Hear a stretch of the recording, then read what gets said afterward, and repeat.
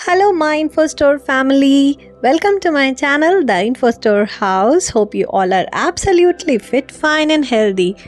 तो अगर आप मेरे चैनल पे न्यू हैं तो प्लीज़ मेरे चैनल को सब्सक्राइब कर दीजिए और इसी के साथ ही आप बेल आइकन को प्रेस कर दीजिए ताकि सारी लेटेस्ट अपडेट्स आपको मिलती रहे टाइम टू टाइम। और अगर आपको वीडियो पसंद आए तो प्लीज़ एक लाइक करना ना भूलें और इसी के साथ आप कर सकते हैं मेरे वीडियो को शेयर।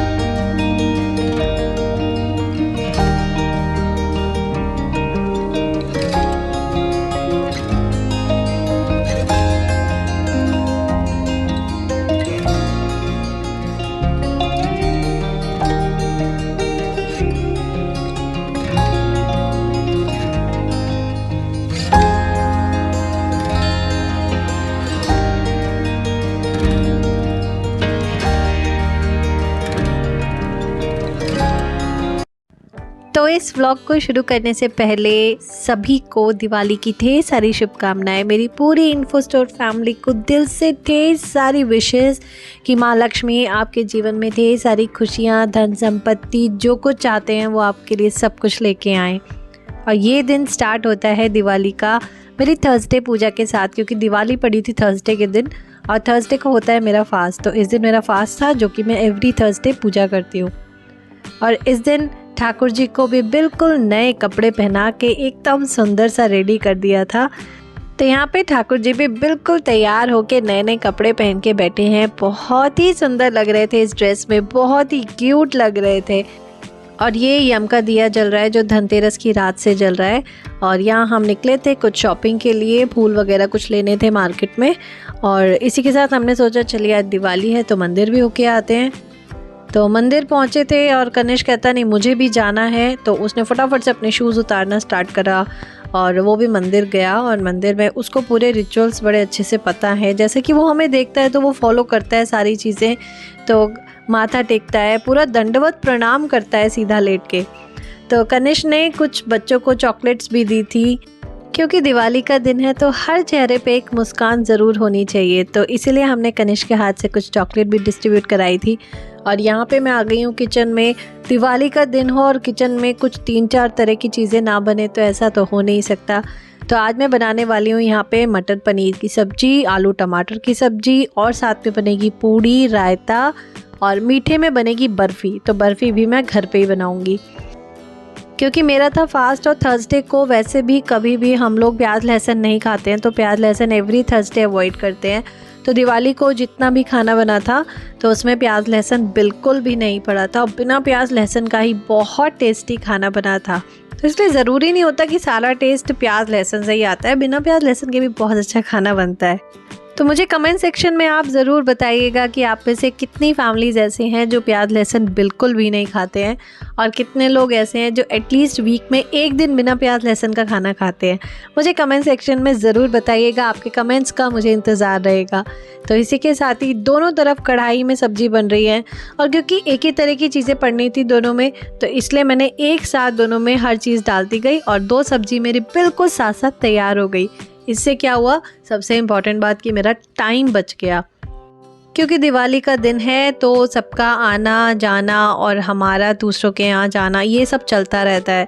कुछ ना कुछ ये सब चीज़ें चलती रहती है पूरा दिन। पूजा की तैयारी करनी है, रंगोली स्टार्ट करनी है, तो इन्हीं सब चीज़ों में पूरा दिन निकल जाता है। पता ही नहीं लगता दिवाली का तो दिन शुरू कब होता है और ख़त्म कब हो जाता है। यही सबसे अजीब सी चीज़ होती है दिवाली पे, हम कितनी ही प्रिपरेशंस पहले से कर लें but Diwali is the day जिस दिन हम लोग बिल्कुल फ्री नहीं होते हैं। सुबह से लेकर रात तक का दिन बिजी रहता है और यही चीज़ समझ नहीं आती कि इतने दिन से हम कर क्या रहे थे जो आज भी बिजी हैं। फिर भी मेरी यही कोशिश होती है कि कैसे भी करके दिवाली को 4-5 बजे तक सारा खाना बन के रेडी हो जाए, क्योंकि शाम को बिल्कुल टाइम नहीं मिलता।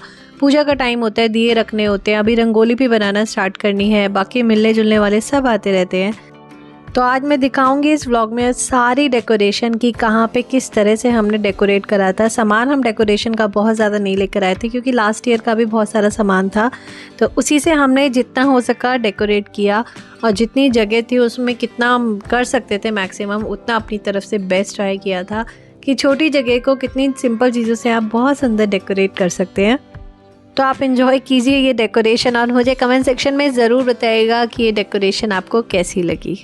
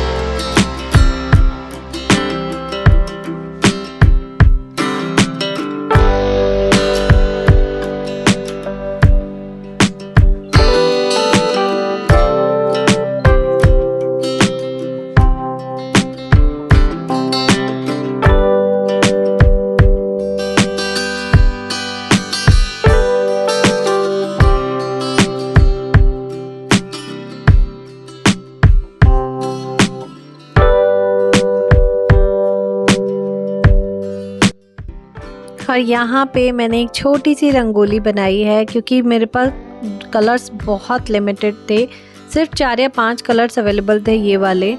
और इस पे वैसे तो कीप लगी हुई थी बट कीप से ये ना निकल नहीं रहे थे, थोड़े से बड़े थे, तो मैंने इस तरह से उनको निकाल के और कुछ डिज़ाइन बनाने की कोशिश करी। वैसे मैं रंगोली एक्सपर्ट बिल्कुल भी नहीं हूँ बट थोड़ी सी दिवाली पे हर कोई ट्राई करता है अपने लेवल पे कि कितनी बेटर रंगोली बन सकती है।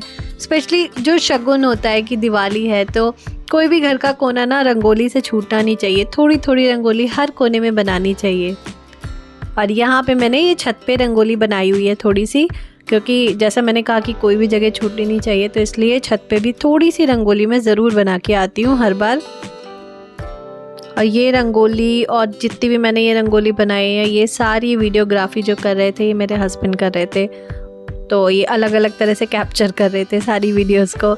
ये मैंने ना सीढ़ियों में बनाई हुई है रंगोली, तो छोटे छोटे से कलेक्शन ऐसे करके मतलब थोड़ा सा रंग एक जगह रख के और थोड़े इस तरह के डिज़ाइन बना दिए। तो बहुत नीचे तक सीढ़ियों में नहीं बनी है, ये कुछ 5-6 सीढ़ियाँ यहाँ पे और 5-6 सीढ़ियाँ ऊपर की, तो इतने एरिया में बनाती हूँ। सारे में तो बिल्कुल नहीं बना सकती, इतना तो टाइम ही नहीं होता। और जो डिज़ाइन मेरे दिमाग में आ रहा था बस वो मैं बनाती जा रही थी फटाफट, क्योंकि टाइम बिल्कुल नहीं था, शाम होने जा रही थी, दिए जलाने का टाइम हो रहा था और जल्दी से जल्दी ये सारे काम मुझे निपटाने थे।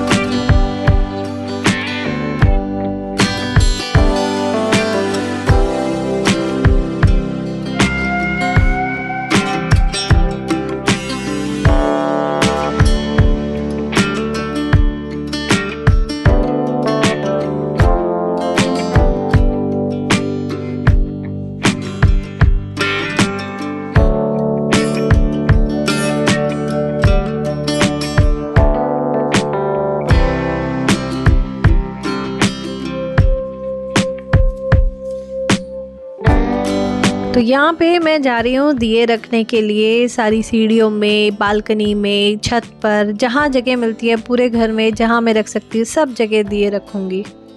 आप जितना मर्जी आप कैंडल से डेकोरेट कर लीजिए, लेकिन जो दियों से जो रोशनी, जो गेटअप, जो लुक आती है ना, वो बिल्कुल अलग होती है। जो सादगी, जो सुंदरता दियों में होती है, जो रंगोली पे दिए कितने सुंदर लगते हैं, वो कैंडल्स कभी नहीं लग सकती। मैंने ऊपर वाली जो रंगोली है पहले दिए रखे थे, दिए जल्दी बुझ गए तो मैंने कैंडल्स लगाई, लेकिन मैंने नोटिस करा कि दिए रख के जितनी सुंदर रंगोली लग रही थी ना, वो वाकई में कैंडल से गेटअप ही नहीं आ रही थी रंगोली की। तो यहाँ पे मैंने सारी सीढ़ियों में, मतलब जहाँ तक रंगोली है वहाँ तक, और जो नीचे का गेट है वहाँ तक, इन सब जगह और दिए रख दिए थे। यहाँ पे मैं हस्बैंड से दिए मांग रही थी कि दिए और दे दो, लेकिन वो वीडियो बनाने में इतने बिजी थे। और दिए भी देखो कैसे लेकर आए, मतलब मेरे को इतना डर लग रहा था, ये प्लेट इतनी हैवी थी दियों की, और एक हाथ में कैमरा है और एक हाथ में दिए हैं।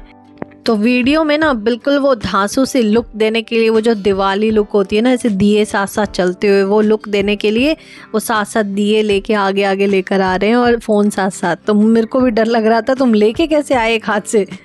बट वही बात है कि हर इंसान एक एक शॉट को बहुत मेमोरेबल बनाना चाहता है, बहुत सुंदर बनाना चाहता है, तो इसलिए वो अपनी तरफ से हर कोई एफ़र्ट वो भी करते हैं।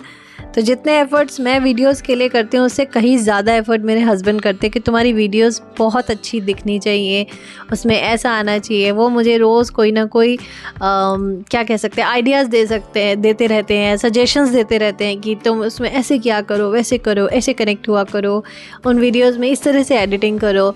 तो वो मुझे कुछ ना कुछ सजेशंस रोज़ देते हैं, और वो रोज़ मैं सजेशन उनको ध्यान से सुनती हूँ और कोशिश करती हूँ कि उन सजेशंस को पूरी तरह से एग्जीक्यूट करने की कोशिश करूँ उस पर।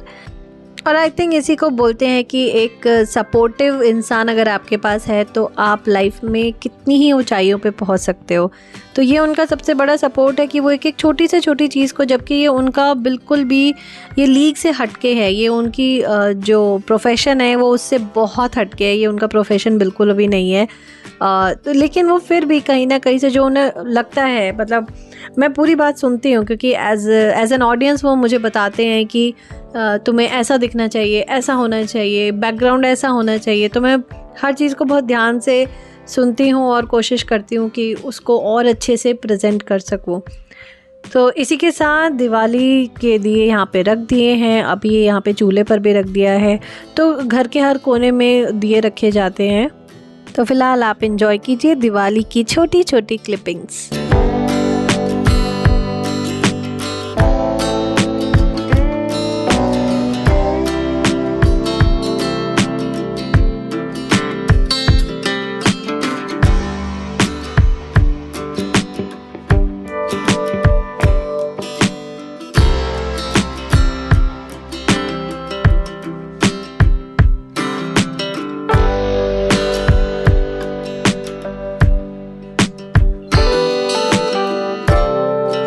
ढेर सारी जगमगाती रोशनियों के साथ मैं लेती हूँ आपसे विदा। मैं मिलूँगी आपसे नेक्स्ट व्लॉग में। तब तक के लिए गुड बाय, अपना ध्यान रखिए और please like, share and subscribe ज़रूर कर देना। और वीडियो कैसी लगी कमेंट सेक्शन में ज़रूर बताइएगा। Till then good bye.